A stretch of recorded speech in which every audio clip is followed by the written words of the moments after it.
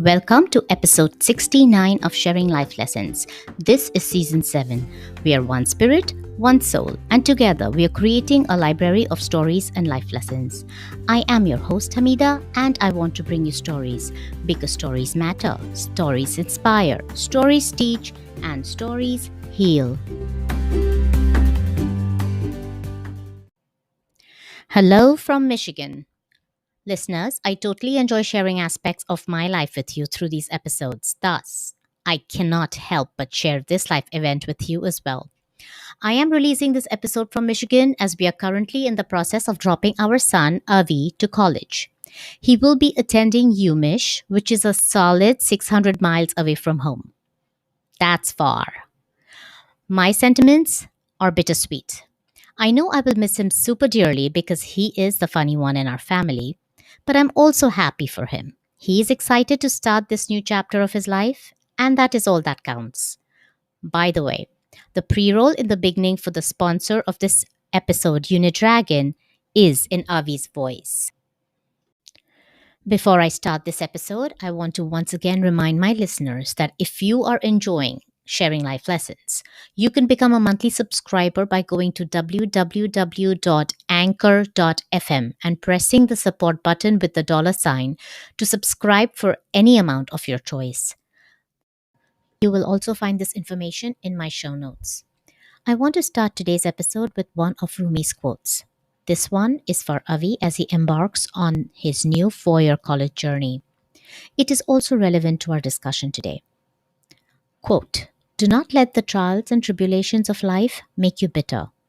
Your challenges are creating you. Embrace them." End quote. Our guest for today is an HR professional. She has a story to tell that to some may feel far-fetched, but to others may be too close to home. And I thought it would be a good story to share on Sharing Life Lessons. So let's hear it. Everyone, please join me in welcoming Joy Assent. Joy, welcome to Sharing Life Lessons. Thank you so much for graciously accepting to be on the show. I want to let the audience know that the reason why Joy is on the show is because she put out a story on LinkedIn, which I happen to read. We are not connected with each other, but for some reason, I was able to see that story and I felt that story needs to be told. I contacted Joy, and Joy accepted to be on the show because she mutually agrees that the story needs to be told. Right, Joy? Right. Thank you for having me. Absolutely. Joy, please start us off by telling us something about yourself. So I am a wife. I am an Army veteran. I am a former federal civil servant. And currently I am an HR professional. I am a person who finds joy in helping others, supporting and encouraging others, and trying to help remove barriers for other people so that they can do their best work and be their best selves. Lovely, lovely. Joy, I can't wait to hear the story more than what I've already read. So I know what I read was just the top of the iceberg, as they say. So please tell us your story. Just to give some background to the story that you're referring to, I did a LinkedIn post, which is the only social media site I'm actually on, by the way, to celebrate turning 45. And just briefly in that post, I mentioned some of the obstacles that I overcame to get to this age and just expressing my appreciation and trying to be encouraging to somebody else who may be dealing with challenges. Had no idea that post would get the traction that it got. I think right now it's at like 18,000 responses, but I really was just doing it because it's part of what I would normally do, just try to post something uplifting, encouraging. But again, there was something inside of me too that knew that somebody out there might take courage in hearing my story. So speaking of my story, it started 45 years ago. I was born in Brooklyn, New York, in a part of Brooklyn called Bedford-Stuyvesant, which back in those days was one of the rougher areas in Brooklyn. Right now, it's getting gentrified, so it's kinder and gentler in some areas, but not so much when I was growing up there. I am the youngest of 3 children, and my parents were married. They had relocated to New York from North Carolina, where they both were from. So my childhood is kind of spotty. Like, I have some memories that sometimes I have to go back to my sister and say, was this actually my memory? Was this your experience? Did this even happen? So there's some parts that are spotty, but I do remember growing up as a child in Brooklyn to two parents who, at the time that I can earliest remember, were both addicts. This was around the time when crack cocaine on the rise was becoming an epidemic in the inner cities, and both of my parents had fallen victim to that. Now, they were both still functioning addicts. My dad had a job and my mom was around. They were together. We were an air quotes family. What was your dad doing, Joy? My dad at the time, I remember he worked for Con Edison. I can't remember what his specific job was, but I remember he worked for Con Ed. My mom, I don't believe, was working at the time. I just remember they were both crack addicts and alcoholics. So there was sporadic arguments. There was some instability occasionally, just due to that situation, because you didn't know if there would be money for bills or what situation might arise just from that activity going on in the house. So for a good portion of my childhood that I can remember, my sister, who is the middle child, was the one looking out for both myself and my brother. My oldest brother has a chromosomal abnormality that's kind of like Down syndrome, but not quite. So he can't speak and his growth is stunted. The three of us growing up in that situation with my sister in the middle, having to look out for us because the adults weren't always consistent and weren't necessarily always around, but again, still functioning addicts. And there were several situations in my upbringing in New York where I can remember at one point we were robbed at gunpoint in our apartment. My sister had come home from school and someone was waiting in the stairwell, barged in after her when she was coming in the door from school, tied us all up. The thing that saved us is my dad came home. I remember my dad coming home and there was some kind of altercation and the person eventually just ran out of the apartment. So thank goodness none of us were harmed. If he took something, he took whatever he was going to take and got away. I remember another situation where as a young child, I was probably 9, maybe 10, where I and some friends were standing outside of the apartment building that was like 4 floors. And I guess there were some people getting high on the 4th floor in the hallway and someone broke out a window. So that window, the glass came down on me and my friend, cut her arm, cut me across the head. I just remember the outfit I had on that night. I'm outside by myself at night at 9 or 10. It was purple and I had on white socks and the little jelly shoes we used to wear back then, all covered in blood. And I just remember running upstairs to try to find one of my parents to take me to the hospital. So just thinking through those little instances that took place early in my childhood that I'm thankful for making it through. And then just thinking in general, we were out running about outside and playing with friends with not very much supervision. And thank goodness, none of us were harmed in any way. And that was my childhood up until around age 10. And at a certain point around that time, my parents decided that they would relocate back to North Carolina. So I went from very urban environment in Brooklyn to rural dirt road country of North Carolina. And of course, their drug use continued in that transition. At a certain point, my parents separated. So from that time that we transitioned through me going through middle school and high school, still living in that environment of kind of uncertainty. My dad was still working, but again, if there was money coming in, it wasn't a guarantee that it would stay in the house and go where it needed to go. One of them may come in and give us or give my sister some money and say, hold this for me, it's for the rent, it's for the electricity. But maybe 3 o'clock in the morning, they're coming back to say, give me that money that I asked you to keep for me.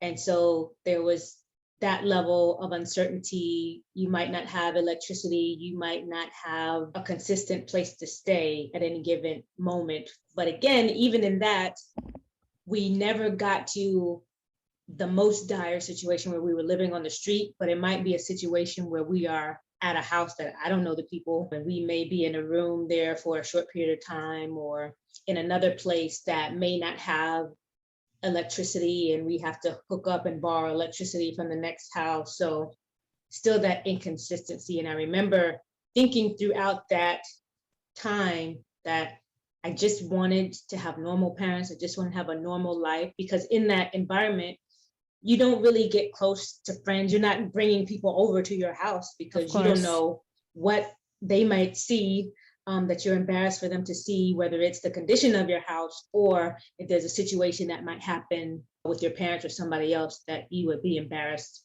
for somebody to witness. So you had friends, but you kept them at arm's length because you had to keep that wall of privacy around you. Hey, Joy, I'm curious, were there any happy moments that you remember? I feel like there were. Again, I realize my memory is spotty.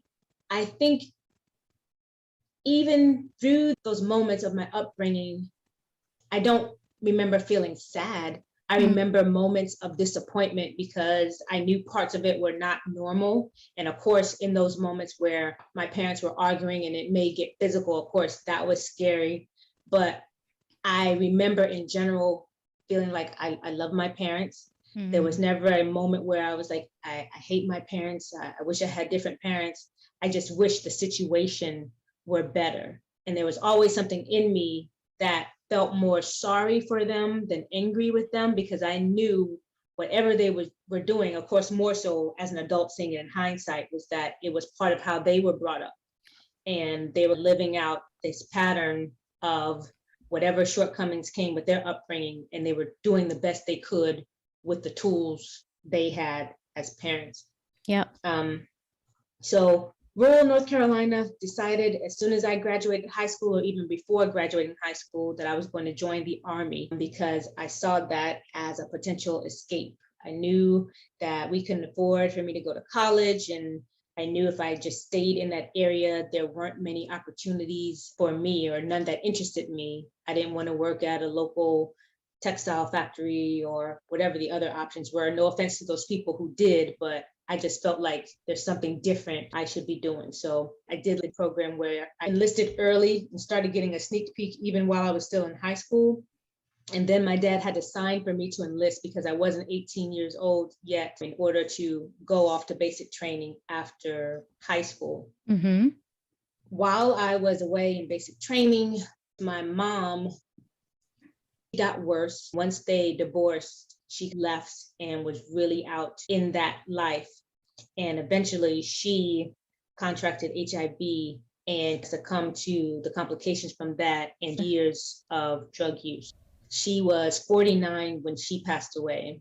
So I was probably in my early 20s. She didn't get to come to my wedding. She got a chance to meet my husband, but we didn't have that opportunity for her to see me get married, to see me walk down the aisle. So I do regret not having that opportunity to have her in my life. But that's part of the challenge and the pain of being a child of an addict, is you struggle watching them go through the struggle, but you can't save them because they have to come to the realization that they want something different. As much you're in it with them, you're suffering with them, but you can't help them get out of it. She died really young. Yes. Emotionally, did you feel like you were ready for it because you knew she was an addict and at some point something like this was inevitable, or you still were hopeful that she would change and she would live into the ripe old age? I think I went back and forth between both. So in some ways, you try to brace yourself that it's a possibility just because of the lifestyle they're living. And I think it might have been even more of a stark reality for me because there were a period of time where I didn't see her on a regular basis. So you have the image of what they looked like the last time you saw them. And then when I would see her again and she lost so much weight and didn't look like the person that you remembered, that's a shock within itself. And I think when she was actually hospitalized before she passed away, we had gone to see her. I took my husband with me, my sister and I were there. She was kind of joking and giving my husband a hard time. And then we had gone and got her some stuff from the gift shop, bought her little angel and some balloons and took it to her room. And my sister and I had left. I don't know if we went to get something to eat or we went to do something, and got the call from the hospital that she had passed away while we were out. So on one hand, you're like, okay, you're praying and hoping that she gets better. But then on the other hand, you know it's a possibility. But I was not expecting during that visit that that would be the last time I would see her, and that it would happen suddenly, but not suddenly, because it was years that kind of took a toll on her. So it was hard, it was painful, but then there was that part of me that was like, okay, she can rest now, because she's been in the streets all these years and she's just been going and trying to fill whatever void she's trying to fill. So now she can rest. Such a good way of looking at it, even in this situation. Yes. So transitioning from there, my dad was still using, and throughout this time, still have a relationship with my dad. He's always been my dad. He's always been there, whether he was fully himself or not. Whatever we could get of him, we were happy to get. So again, in hindsight, I'm still looking at all these situations that were not ideal, but then I think, okay, we were never like physically abused. We were never living on the street. We weren't intentionally neglected. So I'm trying to think of the positives even in this story, and just thankful for the parts of my parents that I did have and did remember, even though they weren't fully the parents that we would have hoped to have when we compared ourselves to other kids growing up. So you knew for sure that they both loved you. No matter what, they loved you.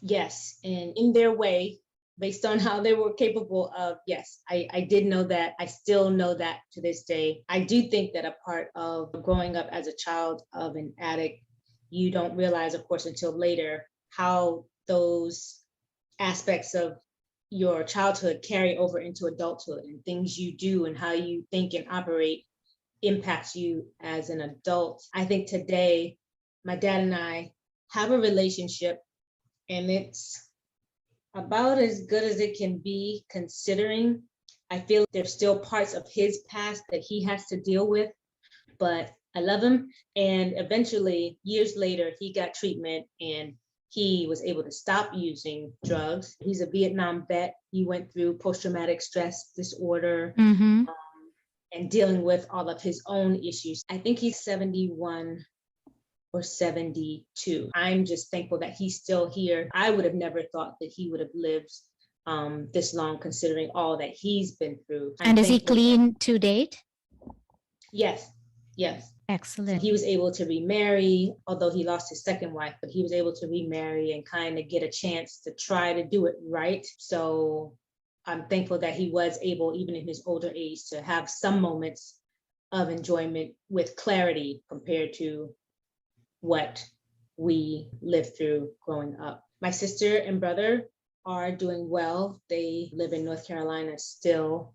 And again, just thankful that either my sister or I went down either the path of drug use or other things that we could have turned to as coping mechanisms. And I'm thankful for my sister's strength of trying to keep us together and watch over us as the middle child in all this chaos and confusion and dysfunction. Sometimes when people ask me, like when I mention parts of my story, because you have lived it, you don't really realize sometimes how crazy things sound that you say. Like I will nonchalantly talk about things that happen, and my husband is like, what?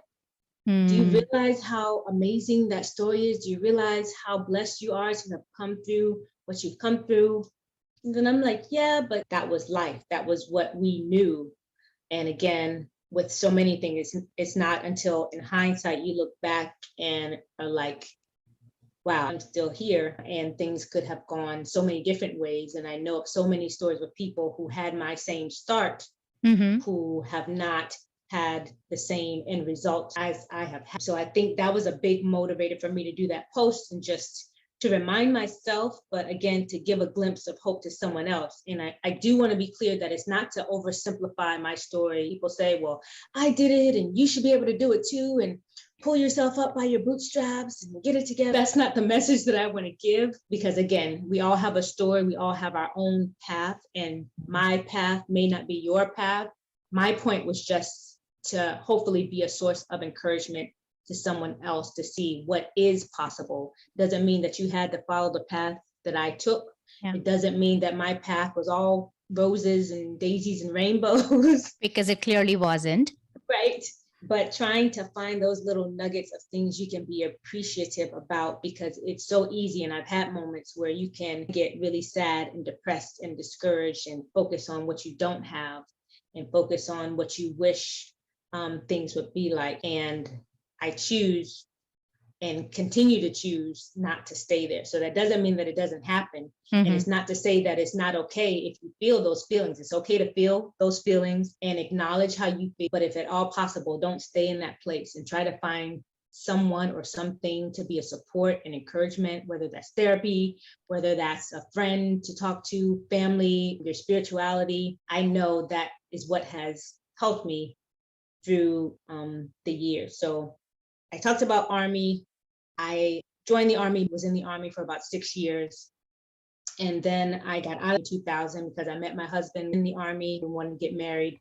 And I wanted to have some level of certainty of where I might be in the world and wanted to stay with him.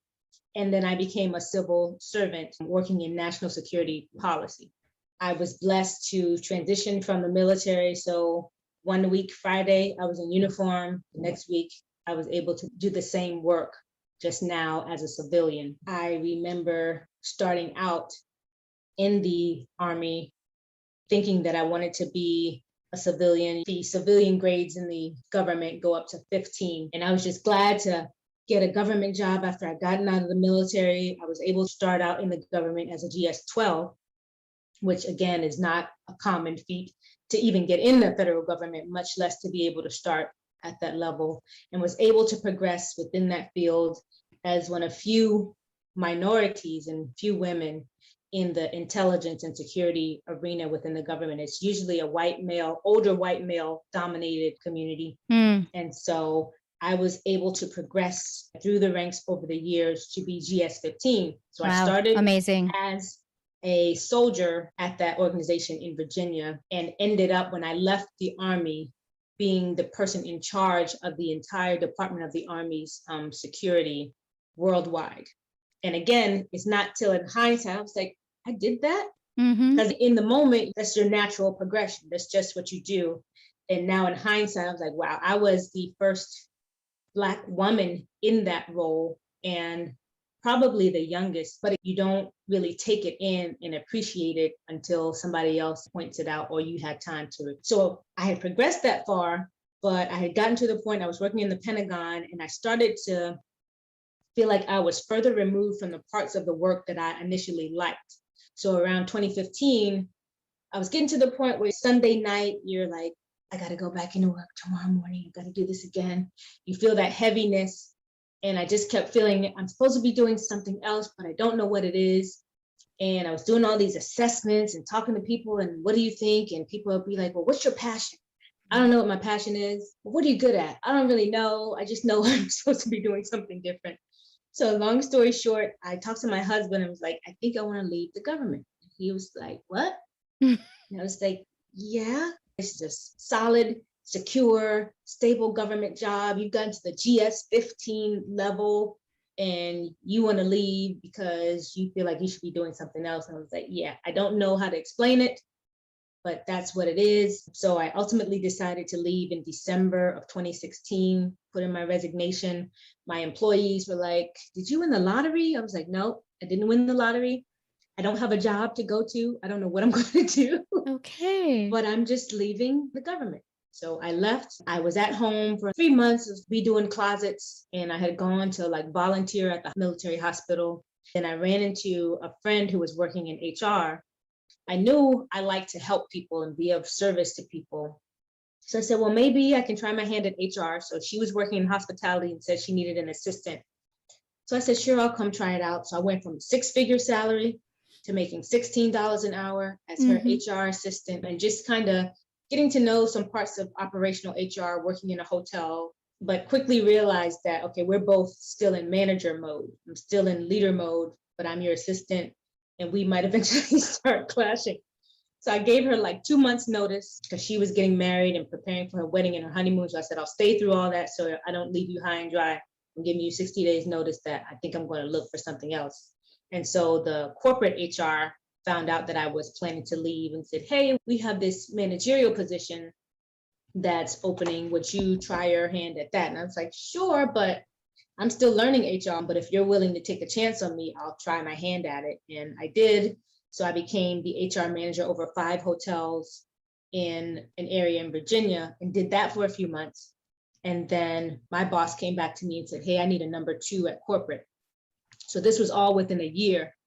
And I said, but I'm still learning HR. And you have this whole cadre of HR people who have been in HR 10, 12 years. Why me? Mm-hmm. I need you. I know you can do it. I want you to do it. I'm like, okay, if you want to take a chance on me, try my hand at that. So I did that. And then she said, oh, by the way, I'm pregnant and I'm going to go on maternity leave as soon as you start this job. So I took on that role successfully, I would say, considering the circumstances, and did that for several years, and then transitioned to my current role, which I consider to be like a marriage between my former life in national security policy and my new career in HR, because it's working with an organization that works with the government.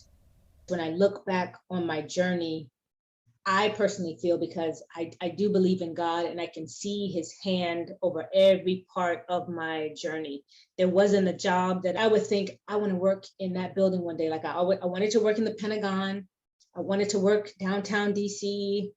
Everywhere that I thought I would want to work, there was a door open and I had an opportunity to work there. So I can just see how he was covering me through every step, through every part of the journey. For me, I'm just grateful because, like I said, I can see God. He didn't necessarily have me avoid hardship or avoid pain or avoid trouble, but I feel like he was with me throughout the whole process and reminding me, okay, you're going through this for a reason.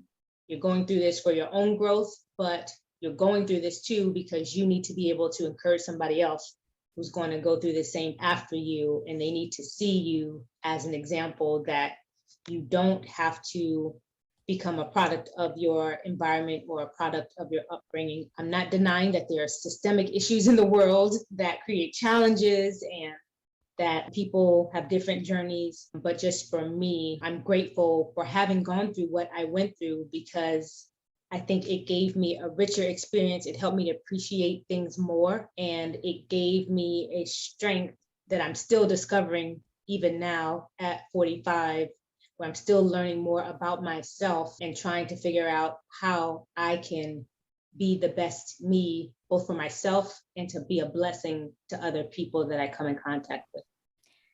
Joy, thank you so much for not only sharing your story in detail, but also sharing with us how your experiences of your childhood impacted your experiences and your practices in adulthood. Thanks for that. I do want to ask you, you already started off with a really profound life lesson about how you need not become the product of your circumstances. But I want to see if you have other life lessons that you can share with us as well. I think another life lesson that I briefly touched on was just about, it's okay to feel how you feel. It's okay to be discouraged, because a lot of people just say, oh, well, just brush it off. Or sometimes we can put forward that toxic positivity where it's, okay, I don't want to hear about your troubles, bury it because it's making me uncomfortable. And it's okay to feel how you feel.